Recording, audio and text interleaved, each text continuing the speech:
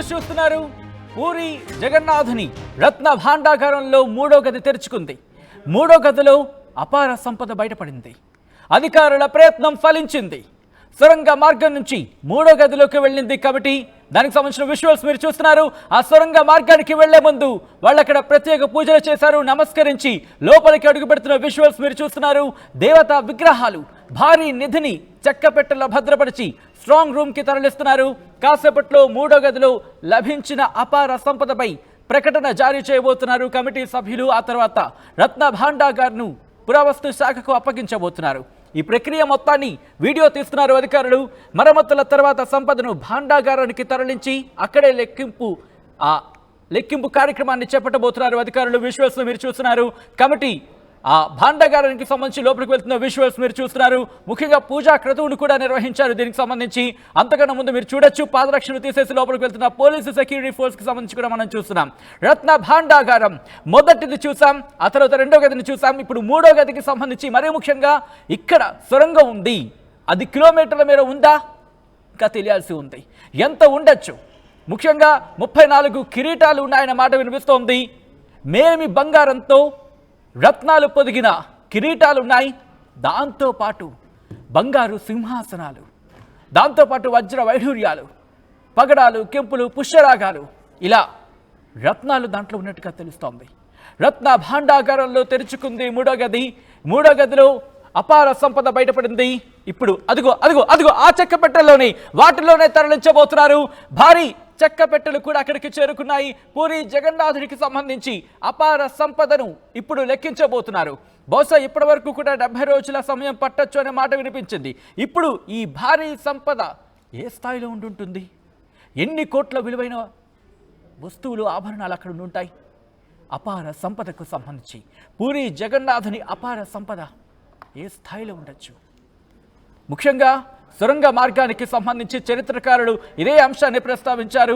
Visuals మీరు చూస్తున్నారు. Yes, మా ప్రతినిధి నాయుడు అప్డేట్స్ అందించేందుకు పూరి నుంచి లైవ్ లో సిద్ధంగా ఉన్నారు. నాయుడు, దాదాపు ఎంత మేర బంగారం ఉండొచ్చు, ఎంత మేర ఆ సంపద ఉండొచ్చు అనే ఒక అంచనా వస్తున్నారు కనీసం అక్కడ? సచిన్, చూస్తే కనుక 46 ఏళ్ల నిరీక్షణ ఫలించిందని చెప్పుకోవచ్చు. పూరి జగన్నాథుడు ఏదైతే రత్న భాండాగారాల్లో ఉన్నటువంటి మూడో గది కొద్దిసేపటి క్రితం తెరుచుకున్నారు అన్నటువంటి వార్త మాత్రం భక్తులందరినీ కూడాను ఒక ఆనందంలో ఊగిరి తేడేలా చేసింది. ఈరోజు ఆ ఆవరణాలన్నింటినీ కూడాను ముందుగానే 1, 2 గదులు తెరుచుకున్నప్పుడే ఏవైతే మూడో గది తెరుస్తామన్నటువంటి ఒక ఏర్పాట్లు చేసిన క్రమంలో ఇప్పటికే కొత్త బాక్సులు ఆలయం ప్రాంగణం లోపలికి తీసుకెళ్ళడం జరిగింది. మూడో గది తెరుచుకున్న అంటే సొరంగ మార్గాన్ని ఛేదించి గది వద్ద చేరుకున్నటువంటి నిర్వాహకులు అయితేనేమి, ఎవరైతే దానికోసం ఏర్పాటు చేసినటువంటి ఫైర్ సిబ్బంది, అదేవిధంగా స్నాచర్స్ వీళ్ళందరూ కూడాను క్షేమంగా గది తలుపులు తీసి అక్కడ బయటపడినటువంటి ఆ నిక్షేపాలన్నీ కూడాను అక్కడ ఉన్నటువంటి కొత్త పెట్టెల్లో భద్రపరిచి పక్క రూమ్లో పెట్టారన్న వార్త ఇప్పుడిప్పుడే బయటకు వచ్చింది. నిర్వాహకులు కూడా మరి కొద్దిసేపట్లో ఇక్కడికి వచ్చి ఆ విషయాన్ని స్పష్టం చేసే పరిస్థితి ఉంది.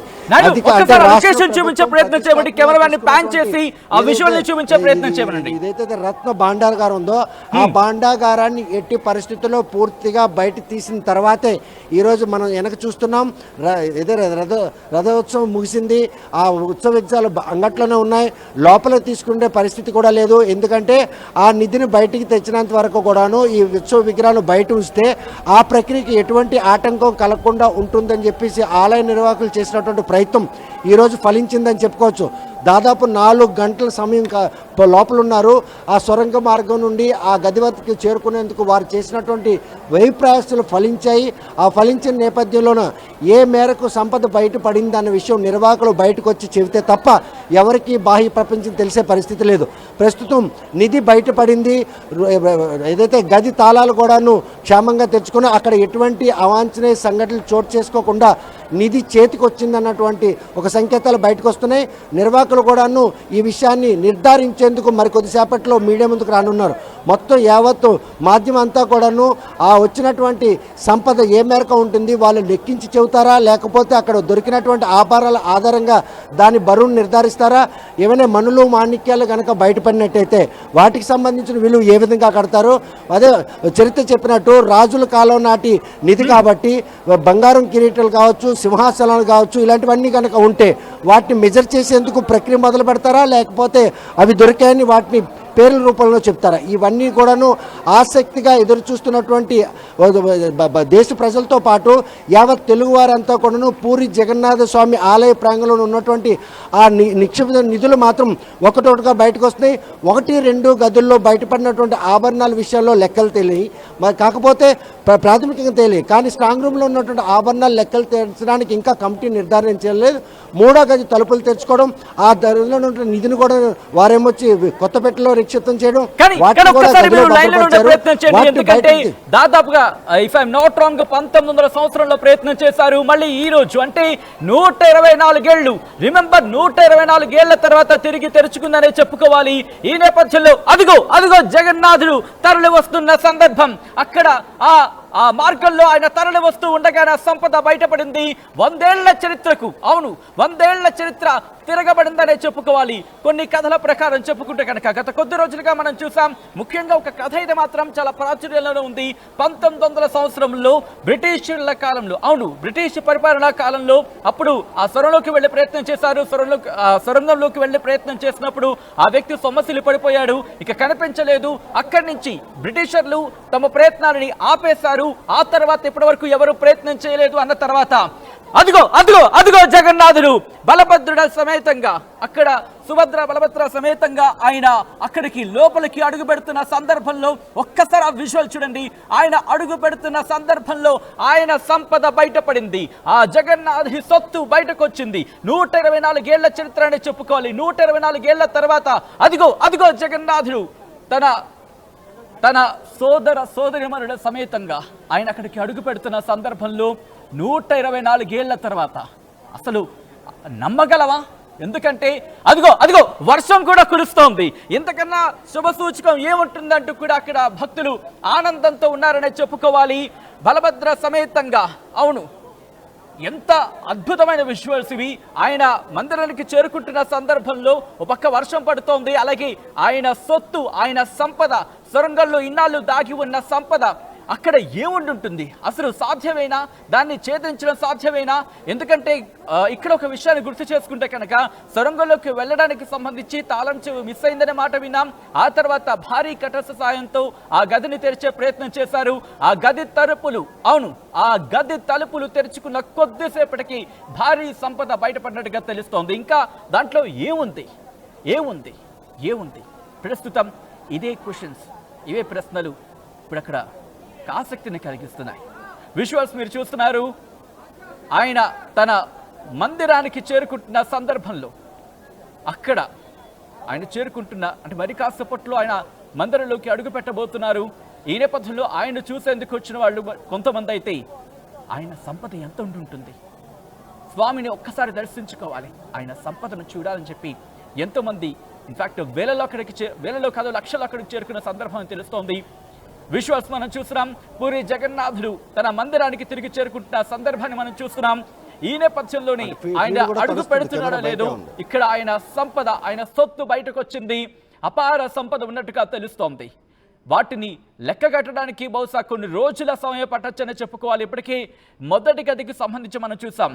బాహ్య గది, లోపల గది, ఇప్పుడు ఇది సొరంగ మార్గంలో ఉన్న గదిగా చెప్పడం జరుగుతోంది. బాహ్య గదికి సంబంధించి పూజా కైంకర్యాలు కావచ్చు, లేకపోతే నిత్య సేవలకు సంబంధించి ఆ బంగారు ఆభరణాలను ఆయనకు ఉపయోగించడం జరుగుతూ ఉంటుంది. ఇక లోపల గదికి సంబంధించి మొన్నటి వరకు కూడా ఉత్కంఠ కలిగింది.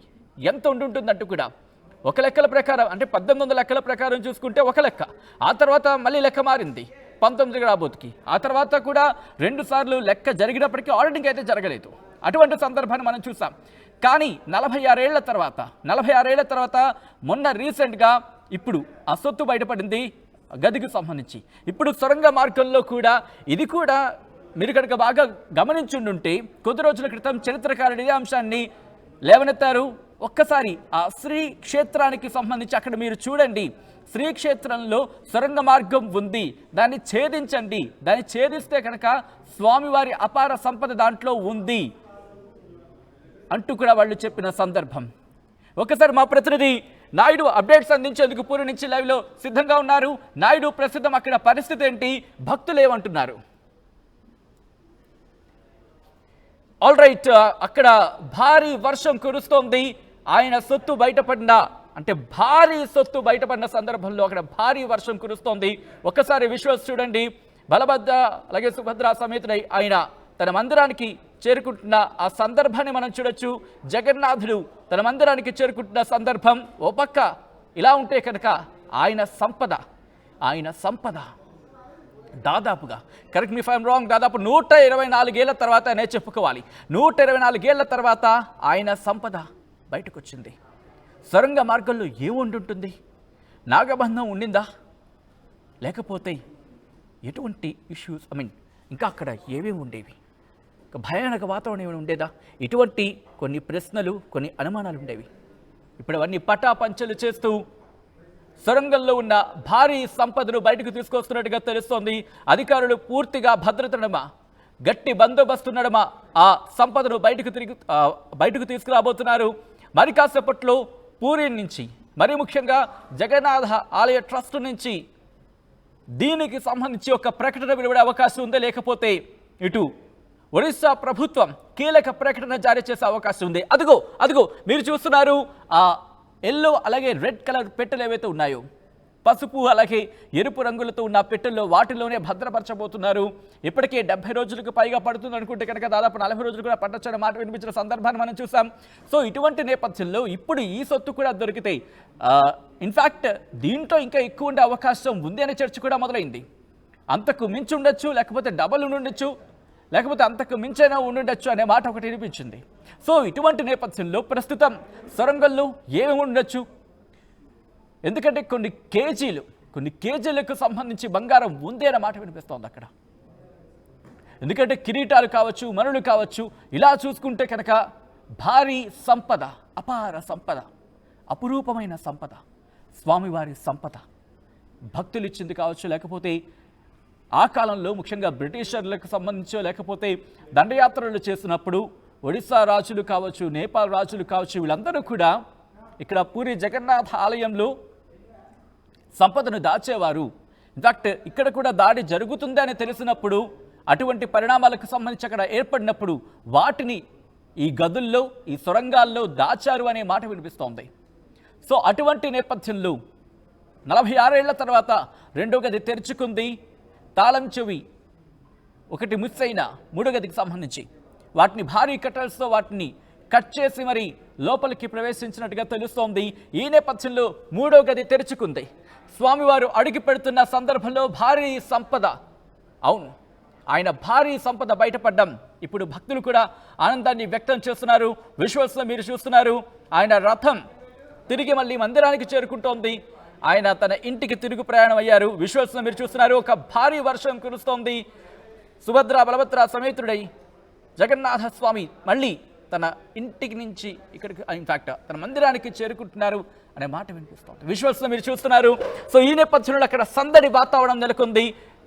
ఒక ఆనంద తాండవం జరుగుతుందనే చెప్పుకోవాలి భక్తులకు సంబంధించి. ఆయనను చూస్తూ తన్మయత్వం అయ్యారని చెప్పుకోవచ్చు. విజువల్స్లో మీరు చూస్తున్నారు ప్రస్తుతం పూరిలో ఎటువంటి సిచ్యువేషన్ ఉంది అనేది.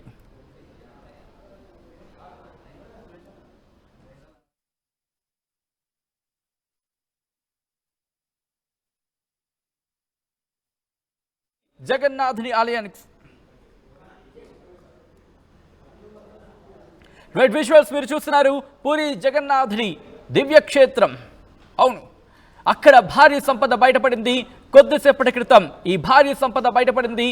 ముఖ్యంగా బంగారు సంపద, బంగారం, వెండి, రాగి, వాటితో పాటు నాణాలకు సంబంధించి సింహాసనాలు కావచ్చు, కిరీటాలు కావచ్చు, వజ్రాలు వైఢూర్యాలతో పొదిగిన హారాలు కావచ్చు, ఇవన్నీ కూడా బయటపడినట్టుగా తెలుస్తోంది. ఆ సంపద ఎంత ఉండొచ్చు, ఎంత విలువ ఉండొచ్చు, ఎన్ని కోట్లాది రూపాయలు ఉండొచ్చు?